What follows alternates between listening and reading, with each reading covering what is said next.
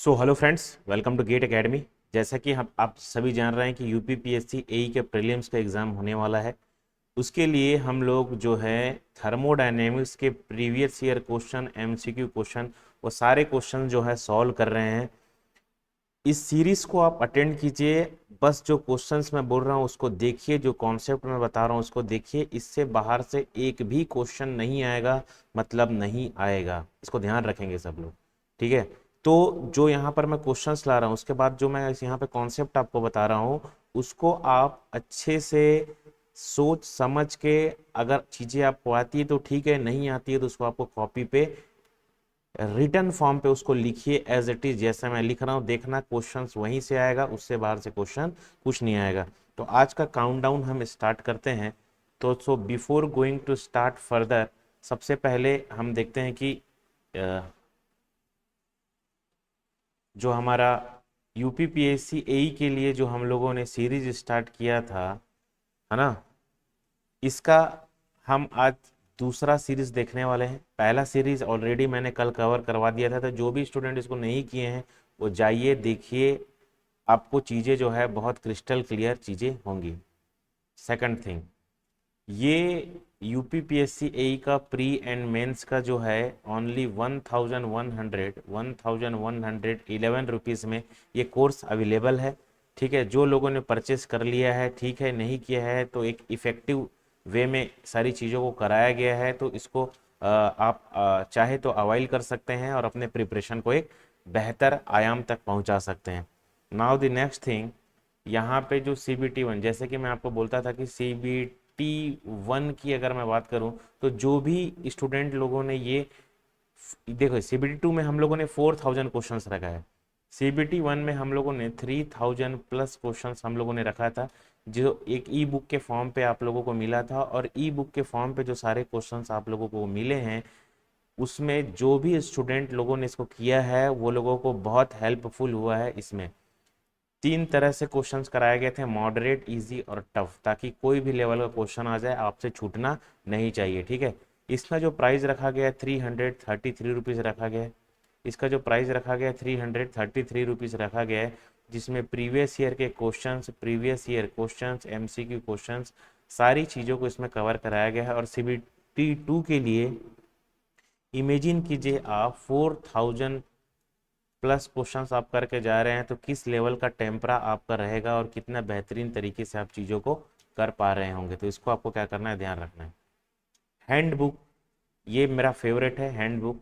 जैसे कि आप जानते हैं कि कॉन्सेप्ट, थ्योरी, फार्मूला का एक ई बुक आप लोगों को प्रोवाइड कर दिया जाएगा। और इस ई बुक में रहेगा क्या, इस ई बुक में रहेगा क्या, ये कॉन्सेप्ट, थ्योरी, फार्मूला। तो जो भी आप मैकेनिकल इंजीनियरिंग के अगर स्टूडेंट हैं, ठीक है, ये ई बुक सभी ब्रांच के लिए अवेलेबल है। तो आप जो हैं, जो भी ब्रांच के हैं, इस ई बुक को जैसे ही आप अवाइल करते हैं तो आप देखेंगे कि आपको वो सारी चीज़ें जो भी आपने 8th सेमेस्टर तक चीज़ें पढ़ी होंगी, और जहाँ से कॉम्पिटिटिव एग्जाम में क्वेश्चंस आते हैं, चाहे वो गेट का हो, PSU का हो, और कॉम्पिटिटिव एग्जाम, कोई भी कॉम्पिटिटिव एग्जाम का हो, तो आप देखेंगे कि जिसमें आपको कॉन्सेप्ट, थ्योरी, फार्मूला वाला जो एक ई बुक मिलता है, 95% क्वेश्चन आपका यहीं से आया रहेगा। 5% मैंने क्यों छोड़ दिया, क्योंकि कुछ एक आध कॉन्सेप्ट ऐसे होते हैं जो आउट ऑफ द सिलेबस जो होता है, जो क्वेश्चन पेपर बनाने वाला होता है वो आपको पुट अप करेगा। तो उसके लिए आपको क्या करना है, टेस्ट सीरीज लगाना है। और ये जो 95% है, इसको आपको कहाँ करना है, 100% तक इस चीज़ों को करना है, ठीक है। तो ये इंफॉर्मेशन मेरे को आप तक देना था, तो इसको आपको ध्यान रखना है, ठीक है। इसका जो प्राइस रखा गया है ओनली 222 रुपीज़, 222 रुपीज़ इसका प्राइस रखा गया है, तो इसको आपको ध्यान रखना है, ठीक है। ये कल का लास्ट क्वेश्चन था, कल की क्लास का लास्ट क्वेश्चन था। विच of the following occur without A change in the internal energy. अब ध्यान से सुनना, यहाँ पे जो मैं कॉन्सेप्ट बताने जा रहा हूँ, first law of the thermodynamics दो टाइप का होता है। इसको जो भी चीज़ मैं यहाँ पर लिख रहा हूँ उसको ध्यान सुनिएगा। First law of the thermodynamics अगर साइकिल के लिए पूछेगा, साइकिल के लिए तो क्या हो जाएगा, summation of Q is equal to क्या होता है, समेशन ऑफ डब्ल्यू। लेकिन यही first law of the thermodynamics जो है, अगर आपका प्रोसेस के लिए पूछेगा, इसके लिए, प्रोसेस के लिए अगर पूछेगा, तो del Q is equal to क्या होता है, D U plus del W. बात समझ में आया क्या? Del Q is equal to D U plus del W. ठीक है, अब यहाँ पे दो तीन चीजें ध्यान रखना। अगर हमको पूछ देगा कि एडियाबेटिक प्रोसेस, यहाँ पे अगर हमको चीजें पूछेगा कि एडियाबेटिक प्रोसेस, देखिए एडियाबेटिक प्रोसेस में क्या होता है, Q की वैल्यू क्या हो जाएगी, जीरो। तो d U is equal to क्या हो जाएगा, माइनस डेल डब्ल्यू। ये क्वेश्चन आ चुका है। ठीक है, इसका आपको ध्यान रखना है। ये क्वेश्चन क्या है आपका, आ चुका है। Okay, wait a minute.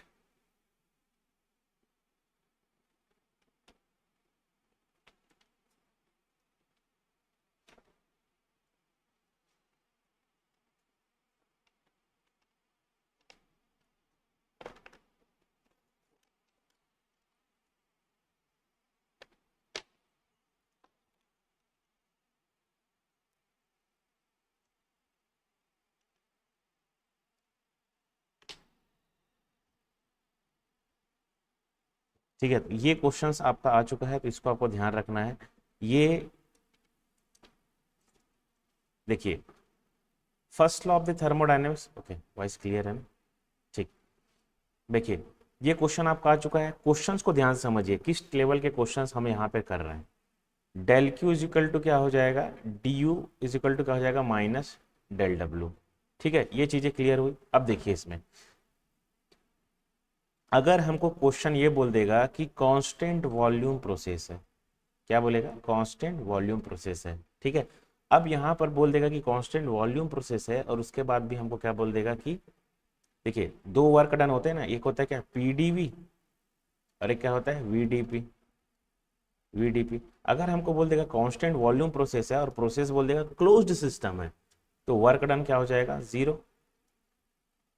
ठीक है, अब वर्क डन जीरो हो जाएगा, तो del Q is equal to क्या हो जाएगा, डेल यू। तो इस कॉन्सेप्ट को ध्यान समझना। देखिए इसका बताने का मतलब ये होता है कि थ्योरी जो होता है, जो भी थ्योरी पार्ट से क्वेश्चंस आते हैं, ठीक है, जो भी थ्योरी पार्ट से क्वेश्चंस आते हैं वो कहीं ना कहीं थ्योरी से ही फॉर्मूला बना रहता है। तो अगर आपको फॉर्मूले कंठस्थ हैं, याद है, तो आप थ्योरी के क्वेश्चंस को इजीली जो होते हैं लगा सकते हो। ठीक है, यहाँ पे जो दूसरी चीज मैं आपको बताना चाह रहा हूँ, देखिए इंटरनल एनर्जी जो होगा, हमेशा याद रखना, internal energy function of temperature होता है। ऑलवेज फंक्शन ऑफ टेम्परेचर होता है इंटरनल एनर्जी। सिमिलरली एंथैल्पी भी क्या होता है, फंक्शन ऑफ टेम्परेचर। मैं क्या बोला, ये होता है एंथैल्पी। इसको ध्यान रखना, कुछ भी पूछ सकता है, एंथैल्पी। और ये कई बार आया है, internal energy is a function of, internal energy is a function of क्या, टेम्परेचर ओनली। इसको ध्यान रखना। ठीक है, टेम्परेचर ओनली। ठीक है, तो यहाँ पे इसको ध्यान रखेंगे। अब दूसरा चीज, यहाँ पे जो तो एक और कॉन्सेप्ट बता रहा हूँ, इसी के साथ इसको भी आपको ध्यान रखना है कि अगर मैं आपको क्वेश्चन में आपको दिया हुआ है,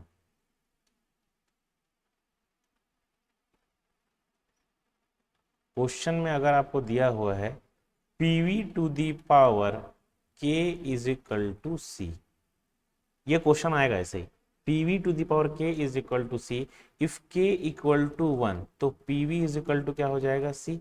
इसको हम प्रोसेस को क्या बोलते हैं, आइसोथर्मल प्रोसेस। इसको ध्यान रखेंगे। ठीक है, आइसोथर्मल प्रोसेस।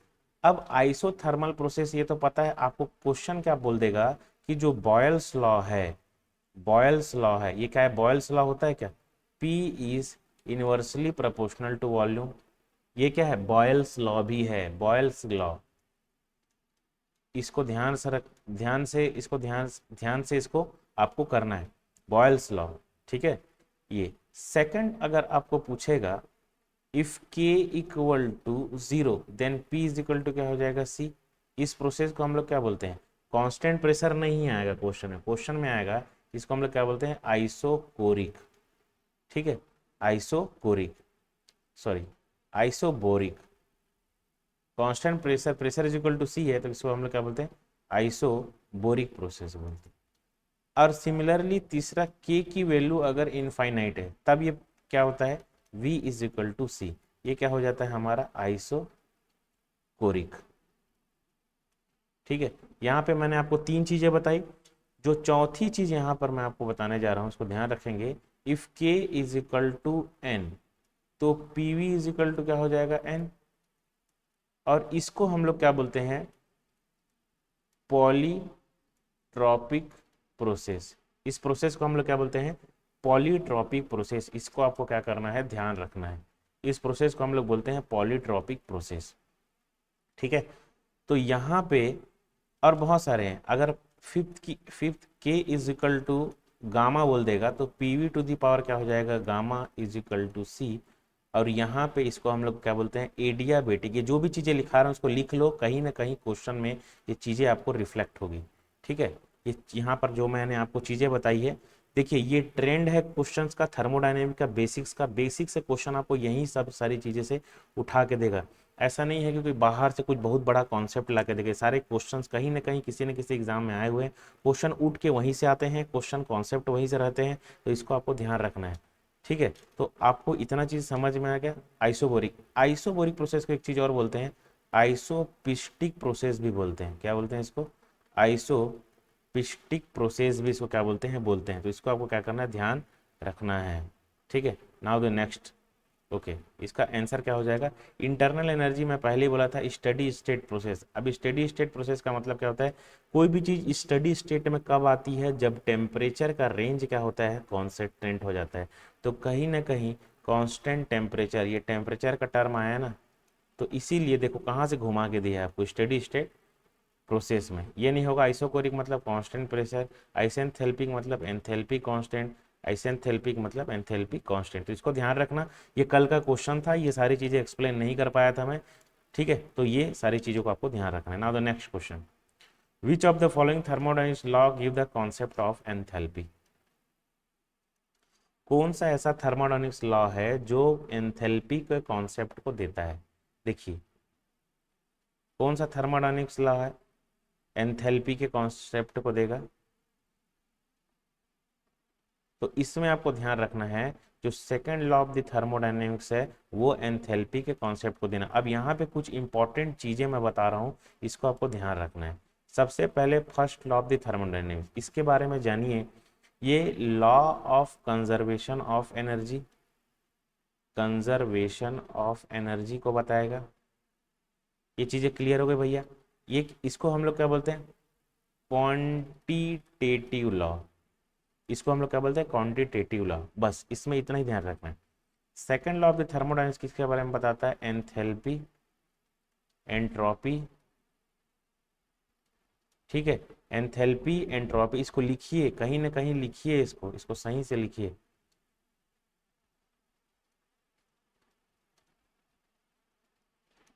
एंट्रोपी, और ये second law of thermodynamics enthalpy के बारे में बताता है, एंट्रोपी के बारे में बताता है, और किसके बारे में बताता है आपको, ये जो हीट ट्रांसफर के बारे में बताता है, हीट ट्रांसफर के बारे में बताता है। ठीक है, कि हीट लोअर मीडियम से हायर मीडियम में ट्रांसफर होगा कि हायर मीडियम से लोअर मीडियम में ट्रांसफर होगा। ये सारी चीज़ों को क्या बताता है, second law of the thermodynamics आपका बताता है। Third law of the thermodynamics क्या बताता है, at zero Kelvin, at zero Kelvin, ठीक है, एट जीरो केल्विन एंट्रोपी क्या होगा, जीरो। इसको ध्यान रखेंगे। ठीक है, इसका कहने का मतलब ये होता है कि अगर हम कोई चीज मूव कर रहा है तो उसमें फ्रिक्शन नहीं लगेगा। ऐसा पॉसिबल है क्या, नहीं। ठीक है, तो इसको ध्यान रखना। फोर्थ लॉ ऑफ थर्मोडायनेमिक्स ऐसा कुछ होता नहीं है, zeroth law of the thermodynamic होता है। अब zeroth law of the thermodynamics हमको क्या बताता है, कि ये जो zeroth law of the thermodynamics है वो हमको बताता है किस चीज के बारे में बताता है भैया, ये बताता है टेम्परेचर इक्विलिब्रियम के, टेम्परेचर इक्विलिब्रियम के। इसको ध्यान रखना, जो जितनी सारी चीजें यहाँ पर मैं लिखा हूँ इसको आपको ध्यान रखना है। कहीं ना कहीं ये 50 क्वेश्चन आया हुआ है इसी से। ठीक है, टेम्परेचर इक्विलिब्रियम से। यहाँ पे दो तीन चीज और ध्यान से सुनिएगा, यहाँ से दो तीन चीज और ध्यान से सुनिएगा, कि अगर मैं बोलता हूँ कि second law of the thermodynamics, ठीक है, देखिए फर्स्ट लॉ के बारे में मैं यहाँ पे आपको बता चुका था। ये फर्स्ट लॉ, इसको आपको ध्यान रखना, साइकिल के लिए पूछेगा तो, और ये प्रोसेस के लिए पूछेगा तो ये। ठीक है, इसके बाद यहाँ पे देखिए, ये आपको ध्यान रखना चाहिए, law of conservation of energy. इसको क्वांटिटेटिव लॉ बोलते हैं। क्वांटिटेटिव लॉ कहने का मतलब, जैसे अगर मैं आपको बोल रहा हूँ कि मुझे 1 गिलास ऑफ वाटर चाहिए, अब मैं ये नहीं बोल रहा हूँ कि कहाँ का पानी चाहिए, तालाब का भी हो सकता है, नल का भी पानी हो सकता है, कहीं का भी पानी हो सकता है। लेकिन qualitative law, enthalpy, entropy, heat transfer, इसी को हम लोग क्या बोलते हैं, क्वालिटेटिव लॉ भी बोलते हैं। किसको? सेकंड लॉ ऑफ द थर्मोड। क्वालिटेटिव मतलब मैं अगर आपको बोलूं कि मुझे 1 गिलास मिनरल वाटर ही चाहिए, ठीक है, कि मुझे 1 गिलास कुएं का ही पानी चाहिए, कहने का मतलब ये होता है कि अगर मुझे हीट का डायरेक्शन चाहिए, अगर मैं बता रहा हूँ कि मुझे हीट चाहिए, तो मैं पर्टिकुलर बताऊंगा कि मुझे प्लांट का हीट चाहिए, कि सन का हीट चाहिए, कि कहाँ का हीट चाहिए। फर्स्ट लॉ में ऐसा नहीं है, फर्स्ट लॉ में आप कहीं का भी हीट डाल दो, ठीक है। इसलिए इसको क्वालिटेटिव लॉ भी बोलते हैं। ये आया हुआ क्वेश्चन है, इसको ध्यान रखेंगे। ये सब आए हुए क्वेश्चंस है, इसको आपको ध्यान रखना है बाबू, ठीक है। अब second law of the thermodynamics, दो टाइप के होंगे चीजें। देखिए, दो स्टेटमेंट इसमें होता है, बहुत इंपॉर्टेंट है, बेहद इंपॉर्टेंट, इसको मैं कई बार बता चुका हूँ। अब second law of the thermodynamics में जितनी सारी चीजें बताएं, इसको ध्यान रखना है आपको कि यहाँ पे क्या क्या बताया, ये सारी चीज़ों को। ये एंथैल्पी के बारे में बताता है, एंट्रोपी के बारे में बताता है, हीट ट्रांसफर, क्वालिटेटिव लॉ, ये तो ध्यान रहना चाहिए। उसके बाद आपको क्या ध्यान रखना है इसमें, इसके बाद आपको इसमें क्या ध्यान रखना है कि second law of the thermodynamics अगर मेरे को पूछ रहा है, तो दो स्टेटमेंट पे काम करता है second law of the thermodynamics, Kelvin Planck, Kelvin Planck statement. Second law of thermodynamics, पहला केल्विन प्लैंक स्टेटमेंट, दूसरा होता है इसमें क्लासियस स्टेटमेंट। इसमें दो स्टेटमेंट है। अब आपको इसमें क्वेश्चन आएगा कि केल्विन प्लैंक स्टेटमेंट और क्लासियस स्टेटमेंट कौन से लॉ से रिलेटेड है, तो आपका आंसर क्या रहेगा, सेकंड लॉ से रिलेटेड है। कौन से लॉ से रिलेटेड? सेकंड लॉ से। अब ध्यान से सुनिए, केल्विन प्लैंक स्टेटमेंट क्या बोलता है कि ऐसा इंजन बनाना इम्पॉसिबल है जो कंटिन्यूअसली कोई रिजर्वायर से हीट लेता है और उस पूरे हीट को वर्क डन में कन्वर्ट करता है। कहने का मतलब 90% इफिशियंसी किसी भी इंजन का नहीं हो सकता है। इसको किसने बताया? केल्विन प्लैंक ने बताया। तो इसने क्या बोला कि अगर कोई इंजन है, सपोज ये इंजन है, मतलब जितना आप खाओगे उतना एनर्जी नहीं बन जाता है। इसी प्रकार जितना आप हीट इंजन को दोगे उतना वर्क डन में कन्वर्ट नहीं होगा। इसका कहने का मतलब है कि कुछ फॉर्म ऑफ एनर्जी आपको रिजेक्ट करना पड़ेगा। मतलब अगर हम एनर्जी ले रहे हैं कहीं से और ये इंजन है, तो कुछ फॉर्म ऑफ एनर्जी हमको रिजेक्ट करना पड़ेगा। अब ध्यान सुनना बाबू, देखिए, मैं यहाँ से हीट लिया, हीट लिया तो वर्क डन बना, वर्क डन बना, और यहाँ से क्या हुआ, हीट का क्या हो जाएगा, रिजेक्शन हो गया। हीट जहाँ से आता है उसको हाई टेम्परेचर, हीट जहाँ से आए क्यू एच, ये क्यू एल लो टेम्परेचर, और टी एल मतलब लो टेम्परेचर, क्यू एल मतलब लो हीट। जहाँ से हीट आता है उसको हम सोर्स बोलते हैं, इसको ध्यान सुनिएगा। और इसको हम लोग क्या बोलते हैं, सिंक बोलते हैं, ठीक है। कभी कभी सोर्स को रिजर्वायर भी बोला जाता है, ठीक है।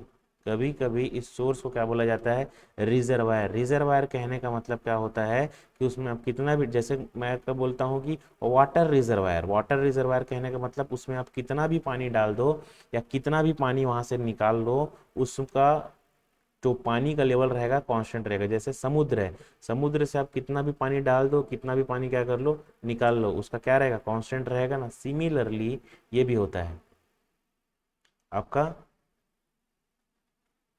Heat source. अगर हीट सोर्स की बात किया है, तो हीट सोर्स मतलब आप एकदम हीट निकाल लो या फिर कितना भी हीट डाल लो, उसका टेम्परेचर क्या रहता है, कांस्टेंट रहता है। इसको ध्यान रखेंगे। अब देखिए, efficiency, efficiency is equal to क्या होता है, W by Q H. Efficiency is equal to क्या होता है, डब्ल्यू बाई क्यू एच, ठीक है। इफिशियंसी इज इक्वल टू क्या होता है, डब्ल्यू बाई क्यू एच, ठीक है।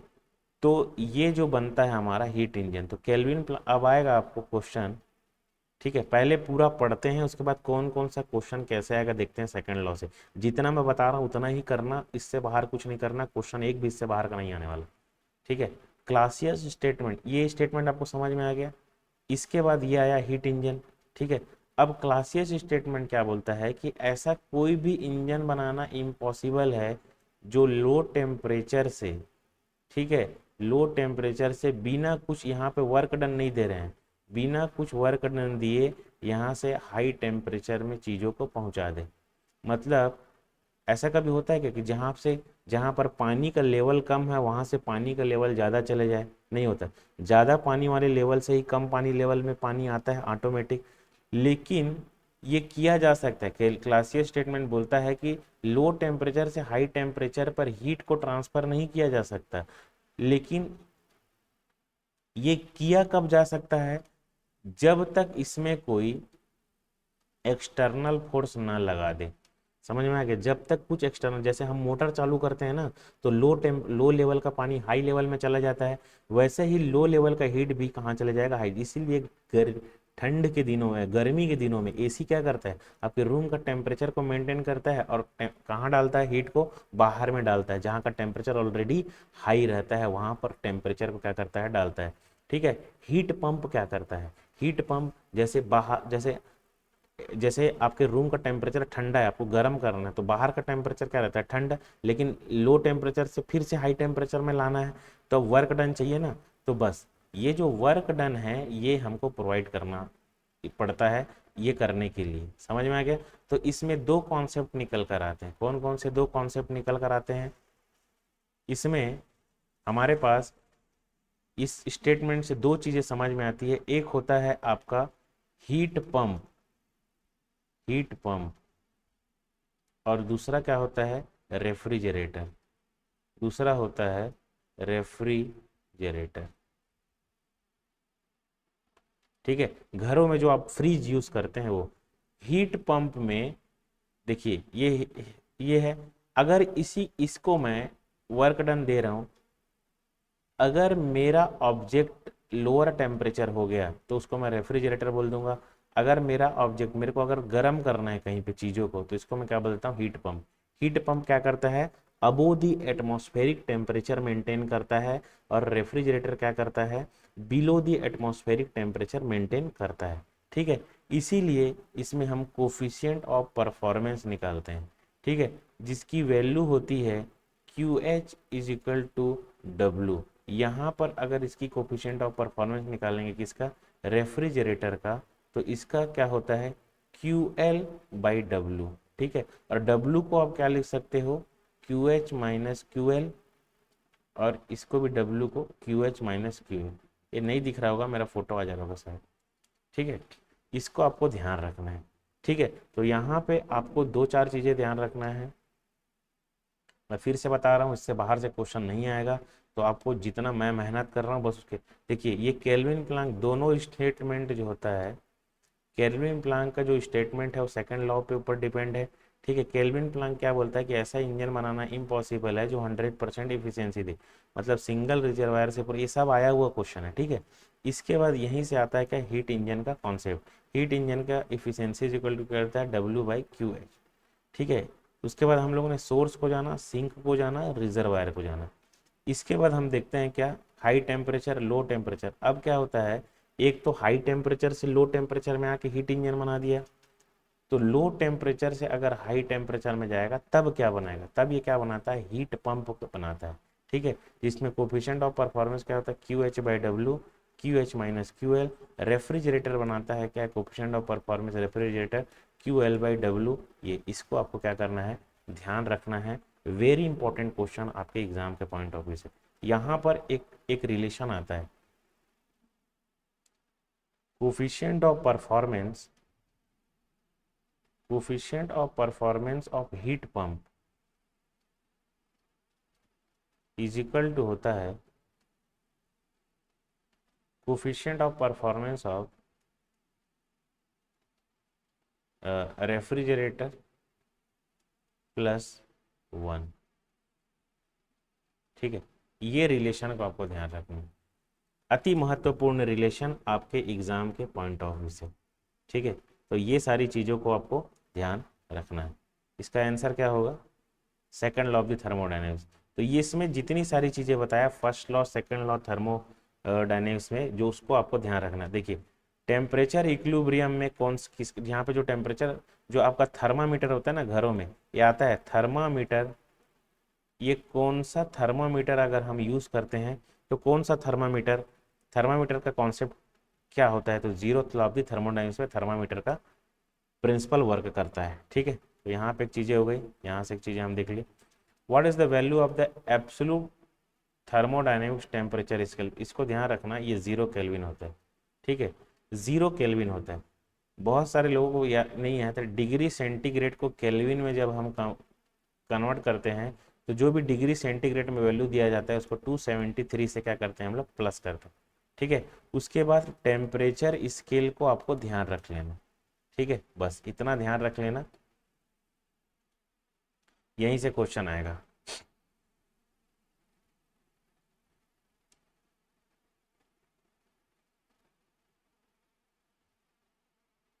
ठीक है, विच of the following follows the Carnot theorem, heat engine, gas turbine, gas compressor, all of the अब। देखो कर्नॉट थ्योरम क्या होता है, इसको ध्यान सुनिएगा। कर्नॉट थ्योरम क्या होता है, Q बाई टी। कर्नॉट थ्योरम क्या होता है कि सपोज ये इंजन है, ठीक है, ये इंजन है, ये Q, इसको मैं क्या बोला था, H बोला था हाई, इसको मैंने लो टेम्परेचर बोला था। उसके बाद ये QL, इसके बाद क्या होता है ये QH। ठीक है, अब यहाँ पे दो चीजें होगी, या तो हीट ऊपर से नीचे जाएगा, अगर हीट ऊपर से नीचे जाता है, हाई से लो पे जाता है तो हीट इंजन बनता है। अगर हीट जो होता है लो से हाई में जाएगा, ठीक है, हाई से लो में गया, लो से हाई में जाता है तो दो चीजें बनता है, मैंने अभी बताया क्या चीज, रेफ्रिजरेटर बनेगा और क्या बनता है, हीट पंप बनता है। रेफ्रिजरेटर बनेगा और क्या बनता है, हीट पंप बनता है। ठीक है, इसको आपको ध्यान रखना। अब देखिए यहाँ पे high temperature QH QL by TL, यहाँ पे हमको जो करनॉट थ्योरम होता है वो क्या होता है, QH by TH is equal to QL by TL। बस इतना आपको ध्यान रखना है, this is a Carnot theorem, यही है करनॉट थ्योरम, इसके बाहर करनॉट थ्योरम कुछ भी नहीं है। ठीक है, यही है करनॉट थ्योरम, इसके बाहर करनॉट थ्योरम कुछ भी नहीं। तो करनॉट थ्योरम क्या होता है सब, तो हीट इंजन में भी अप्लाई होता है, गैस टरबाइन में भी अप्लाई होता है, गैस कंप्रेसर पे भी अप्लाई होता है। आंसर क्या हो जाएगा, D for Delhi will be the correct answer, इसको ध्यान रखिए। ठीक है, देखिए बहुत सारे होते हैं, जैसे gas turbine, gas turbine engine है ना, जैसे हीट इंजन के बारे में बता दिया। गैस टरबाइन इंजन में क्या होता है, एक कंप्रेसर लगा रहता है, एक कंबशन चैम्बर रहता है, कंबशन चैम्बर रहेगा, ये कंप्रेसर रहता है, इसके बाद क्या होता है, टरबाइन लग जाता है, टरबाइन के बाद एक क्या रहता है, हीट एक्सचेंजर लगा रहता है, हीट एक्सचेंजर फिर यहाँ से चला जाता है। अल्टीमेटली होता कुछ नहीं है, यहाँ पर आप हीट देते हो, सॉरी, यहाँ से आप हीट देते हो और यहाँ से हीट क्या हो जाता है, रिजेक्ट हो जाता है, बस यही कॉन्सेप्ट है और कुछ नहीं है। तो अल्टीमेटली ये कंप्रेसर है, कंप्रेसर में क्या होता है, वर्क डन हमको देना पड़ता है, टरबाइन से हमको क्या होता है, वर्क डन निकलता है, यही है। ये क्या होता है, टरबाइन इंजन, इसको gas turbine engine, turbine engine और ब्रेटॉन साइकिल भी बोलते हैं। खैर इतना डीप नहीं पूछने वाला इसमें, क्योंकि ये सभी ब्रांच के लिए है, तो इसने इसमें सिर्फ बेसिक चीज़ों का ही क्या करने वाला है, वो पूछने वाला है, तो इसको आपको ध्यान रखना है। Which of the following is the standard fixed point of the thermometry? कौन कौन से विच of the following is the standard fixed point of thermometry, कौन कौन सा हो सकता है, steam point, the triple point of water, the ice point, all of mention. Which of the point standard fixed point, याद रखना ट्रिपल पॉइंट जो होता है standard fix point of thermometer. Triple point क्या होता है, ध्यान सुनना, जहां पर वो प्रेशर और टेम्परेचर, वो प्रेशर और टेम्परेचर, टेम्परेचर मतलब इसकी वैल्यू कितनी होती है, 0.01 डिग्री सेंटीग्रेड, ठीक है, और ट्रिपल पॉइंट, और इसका जो आई थिंक प्रेशर जो होता है वो ट्रिपल पॉइंट का जो प्रेशर होता है ये कुछ 221 बार कुछ होता है। ठीक है, इसको एक बार देखिएगा, ठीक है, और कमेंट बॉक्स पे कमेंट कीजिएगा कि ट्रिपल पॉइंट का प्रेशर कितना होता है। ठीक है, ये मैं एग्जैक्ट नहीं हूँ इसमें, वो प्रेशर और टेम्परेचर जहां पर लिक्विड, गैस और वेपर तीनों एक ही पॉइंट पर मिलते हैं, उसी को हम लोग क्या बोलते हैं, ट्रिपल पॉइंट बोलते हैं। ठीक है, इसको ध्यान रखना ट्रिपल पॉइंट में। दूसरा चीज, पीटी डायग्राम, प्रेशर और टेम्परेचर डायग्राम में ट्रिपल पॉइंट जो होता है एक पॉइंट जैसे दिखाई देता है। कैसे दिखाई देता है? एक पॉइंट जैसे दिखाई देता है ट्रिपल टी डायग्राम में। ठीक है, इसको आपको ध्यान रखना है। दूसरा, टीएस प्लॉट में जो ट्रिपल टी डायग्राम है लाइन दिखाई देता है, क्वेश्चन आया हुआ है।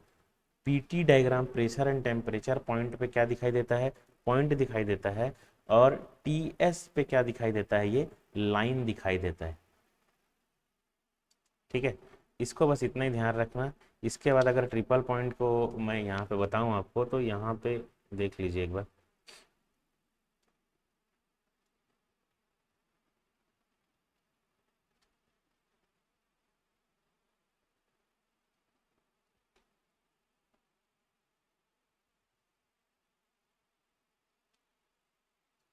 प्रेशर टेम्परेचर, ठीक है, प्रेशर टेम्परेचर प्लॉट ही ड्रॉ करते हैं इसका। देखिए,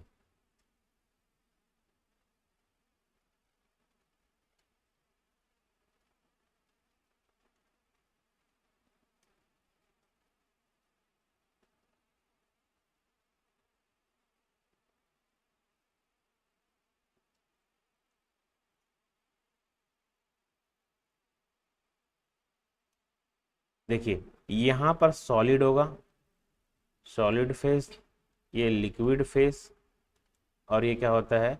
vapour face. Solid phase, liquid phase, और क्या होता है? Vapour face. ये जो पॉइंट है इसी को हम लोग क्या बोलते हैं? Triple point.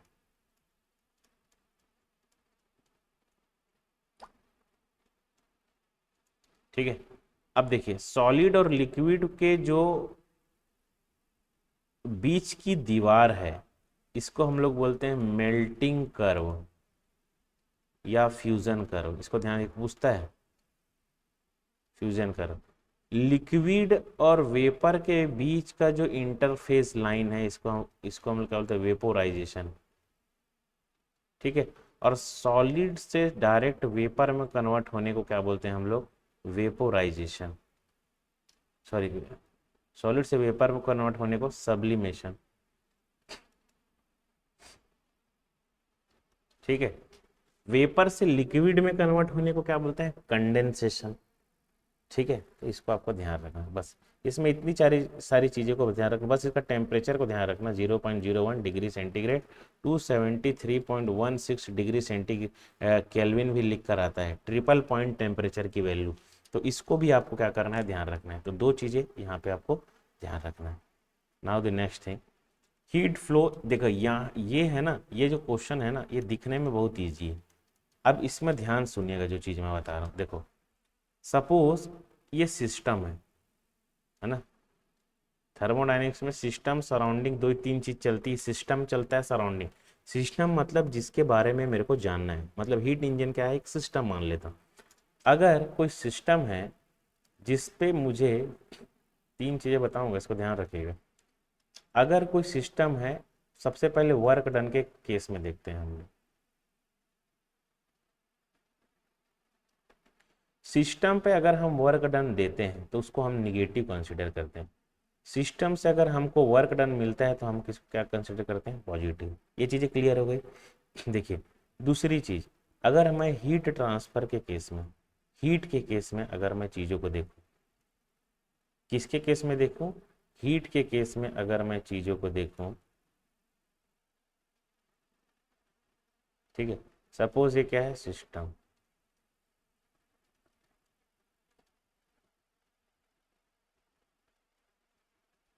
ठीक है, अगर सिस्टम पे हीट देंगे तो ये क्या हो जाएगा? पॉजिटिव। सिस्टम से हीट निकालेंगे तो ये क्या हो जाएगा? नेगेटिव। ठीक है, सिस्टम को अगर हम हीट देंगे तो ये हो जाएगा पॉजिटिव। सिस्टम से अगर हम हीट निकालेंगे तो ये क्या हो जाएगा? नेगेटिव। इसको आपको ध्यान रखना। ठीक है, अब ये चीज़ें यूज़ कहाँ से, यहाँ कहाँ पर होती है? First law of the thermodynamics, del Q equal क्या होता है? D U plus del W.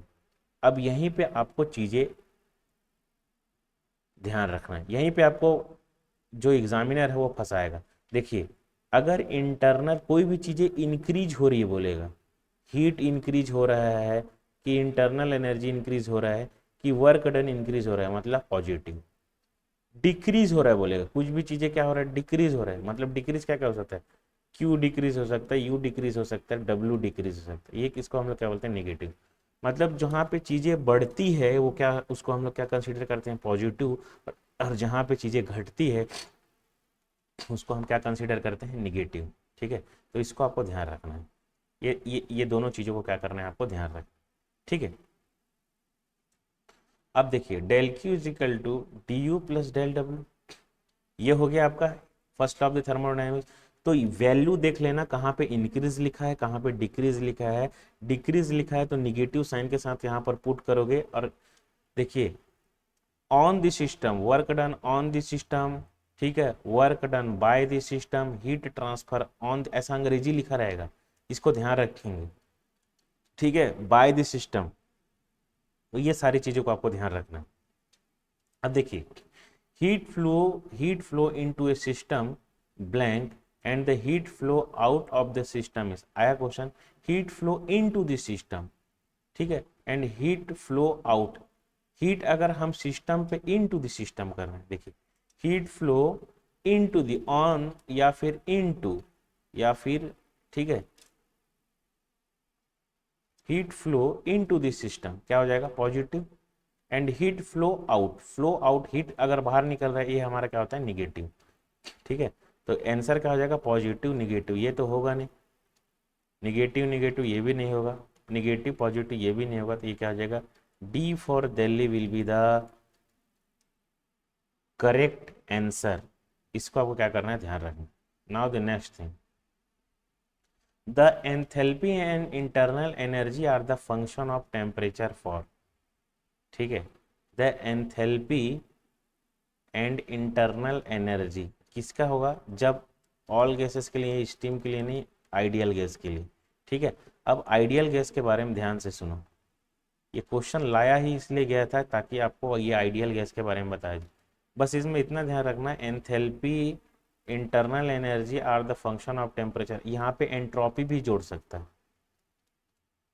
तो वो भी किसका फंक्शन है आपको समझना है, आइडियल गैस का होगा, तभी ये फंक्शन होगा किसका, टेम्परेचर। ठीक है, अब देखिए आइडियल गैस क्या होता है, वो गैस जो PV is equal to N R T law को फॉलो करता है, उसको हम लोग क्या बोलते हैं, आइडियल गैस। ठीक है, तो सर रियल गैस क्या होता है, जो वॉन्डर, एक क्वेश्चन आया हुआ है सब, वॉन्डर वॉल्स गैस इक्वेशन को जो फॉलो करता है, जो वॉन्डर वॉल्स गैस इक्वेशन को फॉलो करता है उसको हम लोग क्या बोलते हैं, रियल गैस। और जो आइडियल गैस किसको बोलते हैं, जो PV equal to N R T है, इसको हम लोग क्या बोलते हैं, आइडियल गैस। इसको आपको ध्यान रखना।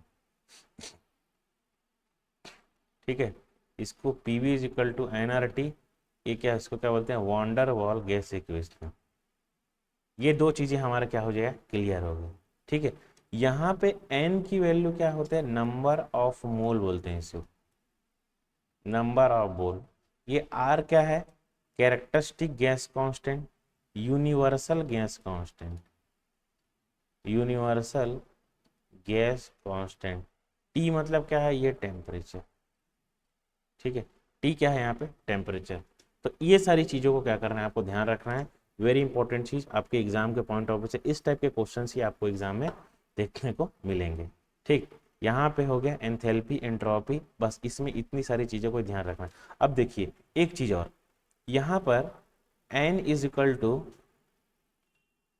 ओके,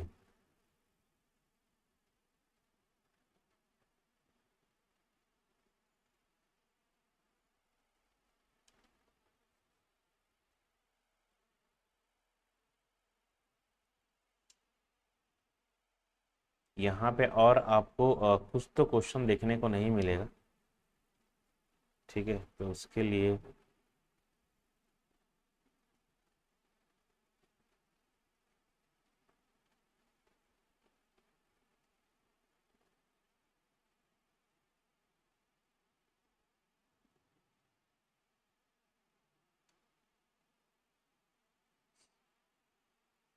ठीक, ओके, नाउ देखिए एन को मैं क्या लिख सकता हूँ, यहाँ पे एक चीज और है, एन को मैं लिख सकता हूँ एम बाई एम, m मतलब मास, ये m by number of mole, ठीक है। तो अगर यहाँ पर मैं पुट करूँगा P V is equal to M by M multiply by R T, ठीक है। और आर डिवाइडेड बाई ये जो कैपिटल एम नम ये मोल है, मोल, ठीक है, उसको हम लोग बोलते हैं P V is equal to M R T. यही सब आप पढ़े हो, P V is equal to M R T. और ये आर जो होगा, क्वेश्चन पूछा था, इसको हम लोग बोलते हैं कैरेक्टरिस्टिक गैस कांस्टेंट। मतलब अगर गैस लॉ जो होता है मोल बेसिस पे हुआ तो उसको हम लोग क्या बोलते हैं, यूनिवर्सल गैस कांस्टेंट बोलेंगे आर को। अगर ये मास बेसिस पे हुआ तो इसको हम लोग क्या बोलते हैं, कैरेक्टरिस्टिक गैस कांस्टेंट बोलते हैं। तो इसको आपको क्या करना है, ध्यान रखना है, ठीक है। Now the next one, in which of the following system does mass transfer occurs across the system boundary, ठीक है। देखो, in which of the following system does the mass transfer occurs। सबसे पहले मैंने आपको कल के क्लास में 3 बार सिस्टम बताया था, ठीक है। वेरी इंपॉर्टेंट, यहाँ पे जो चीज़ें मैं लिख रहा हूँ उसको ध्यान से सुनेंगे, ये वेरी इंपॉर्टेंट चीज़। सबसे पहले मैं लिख रहा हूँ, यहाँ से क्वेश्चन आएगा मतलब आएगा, इसको ध्यान सुनिएगा बाबू। सिस्टम जो होगा 3 टाइप का होता है, सिस्टम मेनली 3 टाइप का होगा। पहला ओपन, दूसरा क्लोज्ड, ओपन क्लोज्ड, और तीसरा जो होता है आइसोलेटेड, ठीक है। सिस्टम 3 टाइप का होता है, ओपन क्लोज आइसोलेटेड। सिस्टम कहने का मतलब क्या होता है, जिसके ऊपर मेरा फोकस रहता है। जैसे एक पेन है, अगर इसके पेन का लेंथ पूछूं, कलर पूछूं, तो पेन मेरा क्या हो जाएगा, सिस्टम। इसको छोड़ के बाकी सारी चीजें क्या है, सराउंडिंग। तो यूनिवर्स में क्या चीज है, 2 ही सिर्फ चीज है, सिस्टम सराउंडिंग। मतलब हम जिसके बारे में बात कर रहे हैं वो सिस्टम, उसको छोड़ के बाकी सारी चीजें क्या है, हमारी सराउंडिंग। समझ में आएगा। तो यूनिवर्स में सिर्फ क्या है, 2 ही चीजें हैं, इसको ध्यान रखेंगे। अब यहाँ पे ओपन सिस्टम देखिए, सपोज ये सिस्टम है, इसको छोड़ के बाकी सारी चीजें क्या है, सराउंडिंग है,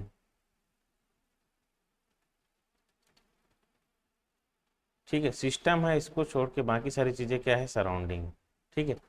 अगर इसमें मास और एनर्जी दोनों का इंटरेक्शन होगा, सिस्टम और सराउंडिंग के बीच में मास का भी इंटरेक्शन होगा और एनर्जी का भी इंटरेक्शन होगा, इस टाइप के सिस्टम को हम लोग बोलते हैं ओपन सिस्टम।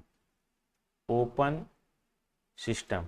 तो जो आपके घरों में पंप होगा या फिर ये पावर प्लांट में जो टरबाइन है, ठीक है, ये सब क्या है, आपका ओपन सिस्टम है। एक cup of T, cup of T, ये क्वेश्चन आया, कप ऑफ टी, कप रखे हुए, ठीक है, वेपर के फॉर्म पे मास भी ट्रांसफर हो रहा है चाय का, और हीट भी ट्रांसफर हो रहा है, ठीक है। जैसे पंप, जो पंप होता है, पानी वाला पंप ही समझ लो, पानी खींचता है, इलेक्ट्रिसिटी आप अप्लाई करते हो, वो रोटेट होना चालू करता है। इलेक्ट्रिसिटी अप्लाई किए तो रोटेट होना चालू हुआ, ऐसा नहीं है कि इलेक्ट्रिसिटी अप्लाई किए तो पंप करंट मारना चालू कर रहा है, वो रोटेट करना चालू कर दिया। एनर्जी का इंटरेक्शन हो गया। इंटरेक्शन मतलब one form of energy converted to the another form, ठीक है, उसी को हम लोग एनर्जी का इंटरेक्शन बोलते हैं। तो यहाँ पे सराउंडिंग जो हो है, ठीक है, वहाँ पे एनर्जी का इंटरेक्शन हुआ। उसके बाद जैसे हम पानी जो लिए, उसी पानी को हम लोग क्या कर देते हैं, थ्रो आउट कर देते हैं बाहर में। एक होता है मास का इंटरेक्शन नहीं होगा लेकिन एनर्जी का इंटरेक्शन होगा, इसको, इस टाइप के सिस्टम को हम लोग क्या बोलते हैं, क्लोज्ड सिस्टम। क्लोज्ड सिस्टम, समझ में आ गया। इस टाइप के सिस्टम को हम लोग क्या बोलते हैं, क्लोज सिस्टम। तो लिखा हुआ आता है क्वेश्चन में कि piston cylinder arrangement without valve, ये क्या है, हमारा क्लोज सिस्टम, ठीक है। ना ही मास ट्रांसफर होगा ना ही एनर्जी ट्रांसफर होगा, इसको हम लोग क्या बोलते हैं, आइसोलेटेड सिस्टम।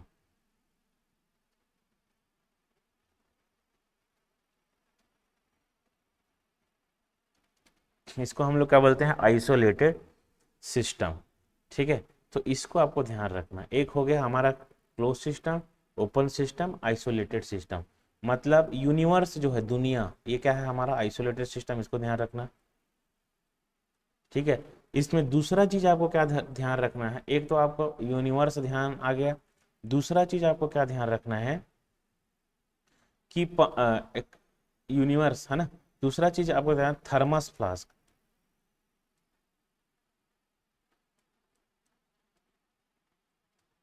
ये सब क्या है आपका आइसोलेटेड सिस्टम, ये सब क्या है आपका आइसोलेटेड सिस्टम, तो इसको ध्यान रखेंगे। Which of the following mass transfer occurs the system boundary, isolated system में नहीं होता है। देखो, in which of the following system does mass transfer occurs across the system boundary, तो क्लोज्ड सिस्टम में भी नहीं होता है मास का ट्रांसफर, है ना। क्लोज सिस्टम में भी कहाँ होता है मास का ट्रांसफर, नहीं होता है। ओपन सिस्टम में ही सिर्फ मास का ट्रांसफर होता है, ठीक है। क्लोज सिस्टम में मास का ट्रांसफर नहीं होता, इसलिए इसको फिक्स्ड मास सिस्टम भी बोलते हैं।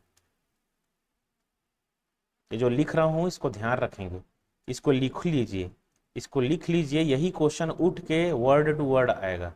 क्लोज सिस्टम में क्या होता है mass transfer, fixed mass system बोलते हैं इसे।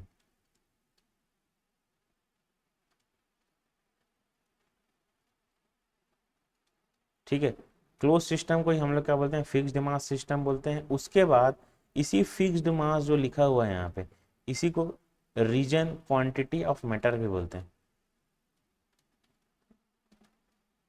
Quantity of matter. ठीक है, ओपन सिस्टम में मास का इंटरेक्शन होता है, इसलिए इसको हम लोग क्या बोलते हैं fixed volume system, fixed volume या कांस्टेंट वॉल्यूम सिस्टम बोलते हैं। ठीक है, इसीलिए इसको हम लोग रीजन इन स्पेस भी बोलते हैं, region in space, quantity of matter और रीजन इन स्पेस भी इसको हम बोलते हैं। ये सारी चीज़ों का आपको क्या करना है ध्यान रखना है, वेरी इंपॉर्टेंट चीज़ आपके एग्जाम के पॉइंट ऑफ व्यू से। इस टाइप के क्वेश्चंस आपको बराबर एग्जाम में जो होते हैं पूछे जाते हैं। ठीक है, तो ये सिस्टम से क्वेश्चन 100 एंड 101% आएगा, मतलब आएगा। ठीक है, तो अभी के क्लास में हम लोग इतना ही करते हैं। नेक्स्ट क्लास में हम और डिफरेंट डिफरेंट एस्पेक्ट में हम सारी चीज़ों को देखेंगे। तो अभी क्लास के लिए इतना ही। आई होप आप सभी लोगों ने लर्न किया होगा। Thank you very much, wish you all the very best. अगर कुछ क्वेरी है तो आप उसको कमेंट बॉक्स में लिखिए, मैं आपका क्वेरी को ज़रूर जो है पूरा करूँगा, जो भी रिलेटेड है सब्जेक्ट से रिलेटेड। ठीक है, तो thank you very much, wish you all the very best.